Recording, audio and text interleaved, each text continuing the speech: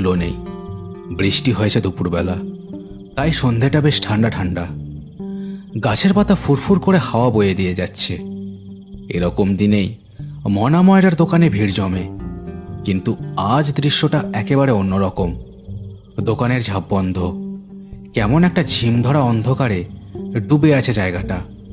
দোকানের সামনে কোমরে হাত দিয়ে দাঁড়িয়ে একথাই ভাবছিল সঞ্জীব আর গগন। সঞ্জীব একবার গলা বাড়িয়ে দেখার চেষ্টা করলো দোকানের ভেতর দিকে। মনা ময়রা দোকানের ভেতরেই একটা ঘরে থাকে। রোজ সন্ধ্যাবেলা এই সময় দোকানটা খুলে দেয় সে। আজ কি হলো কে জানে। কি হলো বল দেখি? মনাদা আজও দোকান খোলেনি কেন? এরকম ঠান্ডা মতন আবহাওয়া, আর চপ টপ না হলে চলে নাকি বল? এই নিয়ে 2 দিন হলো দোকান খুলছে না মনাদা। হ্যাঁ, তাই তো দেখছি। ও মনা, মনা, বাড়ি আছিস নাকি? ও মনা, ভেতরে আছিস? ওদের দুজনের ডাকেও কোনো সাড়া পাওয়া গেল না। গগন একবার ভালো করে দেখার জন্য এগিয়ে গিয়ে ফেলে দেওয়া ঝাঁপের ভেতর দিকে দেখল। দোকানটার বয়স অনেক হওয়ায় এই ঝাঁপের এদিক ওদিক ফোকর হয়ে গেছে। গগন অন্ধকারে ভালো করে দেখার চেষ্টা করতেই ভেতরের দৃশ্য ফুটে উঠল চোখের সামনে। মনা ময়রা কেমন ঝুম মেরে দোকানের ভেতর দাঁড়িয়ে আছে, ঠিক যেন পাথরের একটা মূর্তি। কোনো নড়াচড়া নেই। লোকটা ওদের দিকে তাকিয়েই দাঁড়িয়ে আছে। গগন ফোঁকর থেকে চোখ সরিয়ে নিল। তার কেমন যেন গা ছমছম করছিল মনাকে ওরকমভাবে অন্ধকারে ঝুম মেরে দাঁড়িয়ে থাকতে দেখে। সঞ্জীব গগনকে দেখে কিছু একটা বুঝতে পারল, তাই জিজ্ঞেস করল, কি হলো রে? তোর মুখ দেখছি সাদা হয়ে গেছে একেবারে। কি দেখলি? চর দেখি। হ্যাঁ, না, কই কিচ্ছু না, ভেতরে কিছুই দেখা যাচ্ছে না। তবে তবে কি তবে তবে করতেছিস? দেখি সর দেখি। কি এমন দেখলি? দেখি সর। সঞ্জীব গগনের পাশ দিয়ে নিজেও উঁকি দিল ফকরের ভেতর। দোকানের ভেতরটা ঝিমমারা একটা অন্ধকারে ঢেকে আছে। মিষ্টির কাঁচের সাজানোর জায়গাটা আর কয়েকটা টুল ছাড়া কিছুই চোখে পড়ল না তার। সঞ্জীব চোখ সরিয়ে নিল ফকরটা থেকে। কই, কিছুই তো নেই। মনা কি কোথাও ঘুরতে গেছে নাকি? কিন্তু দোকানের ছাপ তো ভেতর থেকে তালা দেওয়া। কি ব্যাপার বলতো? ও মনা, মনা। বাড়ি নেই মনে হয়। চলো চলো, এখান দিয়ে চলো। মনার দোকানটার আশপাশটা ফাঁকা ফাঁকা, বাঁশঝাড় এদিক ওদিক। তবে দোকানের ঠিক পাশেই একটা বিশাল শেওড়া গাছ। তার ডালপালা দোকানটার ওপর একটা ছাউনি তৈরি করেছে। সন্ধ্যের আঁধারে এদিক ওদিক জোনাকির আলো জ্বলছে আর নিভছে। ওরা ফিরে যাবে বলেই ঠিক করল। এমন সময় ভেজা পাতার ওপর কাদের যেন হেঁটে আসার শব্দ হলো। দূরে রাস্তার অন্ধকার যেখানে ঘন হয়েছে সেখানে দুটো মানুষের অবয়ব দেখা গেল। অন্ধকার থেকে লণ্ঠন হাতে দুটো লোক হেঁটে আসছে। সঞ্জীব আর গগনের চেনা লোক, হরিকাকা আর ভবেশ। ভবেশ আসলে হরিকাকার চেলা। এদের দেখলে গা নিষ্পিস করে সঞ্জীবদের। ওরা মানুষ খারাপ না, কিন্তু কেমন যেন হামবড়া ভাব।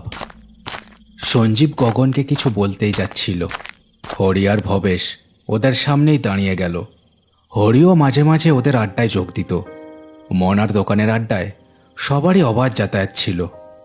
কি হ্যাঁ, জগাই মাদাই, দাঁড়িয়ে কেন রে? মনা কই? দোকান খোলেনি নাকি?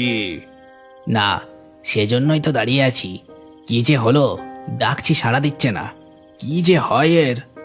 ওই যে তোরা বিনি পয়সায় মিষ্টি খাস, দেখগে ওই জন্য রাগ করেছে। হ্যাঁ ঠিক, তোরা বিনি পয়সায় খাস, সেজন্যই দোকান খোলেনি। কি যাতা বলেন হরি কাকা, আমাদের পেছনে না লেগে মনাকে ডাক দেন দেখি। আপনি গান্নিগণ্যি মানুষ, আপনার ডাক ঠিক শুনবে। হরি ওদের কথায় মনাকে ডাকতে যাচ্ছিল। হঠাৎ দোকানের পাশের শেওড়া গাছের ওপর কেমন যেন খসখস করে শব্দ হলো, আর গাছের একটা ডাল নড়ে উঠল। ভারী কোনো প্রাণী গাছে উঠলে গাছে যেমন শব্দ হয় ঠিক তেমনই। গাছের মাথায় কি বলতো? গাছের ডালপালা অত নড়ছে কেন? কোনো প্রাণী গাছের মাথায় উঠলো নাকি? এই বাঁদর টাদর নাকি রে? হরি কাকা, আপনি যখন বলছেন ওটা নিশ্চয়ই বাঁদরই হবে। বাঁদর লাফালেই ওরকম হয়। হ্যাঁ হ্যাঁ। গগন কোনো কথা বলল না, একভাবে শেওড়া গাছের দিকে দেখছিল সে। গাছের ওপরটা ঝুম ধরানো আধার, কিছু একটা যে ওখানে বসে আছে তা একেবারে ঠিক কথা, কিন্তু সেটা যাই হোক বাঁদর নয়। ইয়ে সঞ্জীব দা, আমি বাড়ি যাব। এখানে বড্ড গা শীত শীত করছে। আমি বাড়ি যাব। মনাদা মনে হয় দোকান খুলবে না, চলো বাড়ি যাই, কাল আসবো। কি যে হলো লোকটার।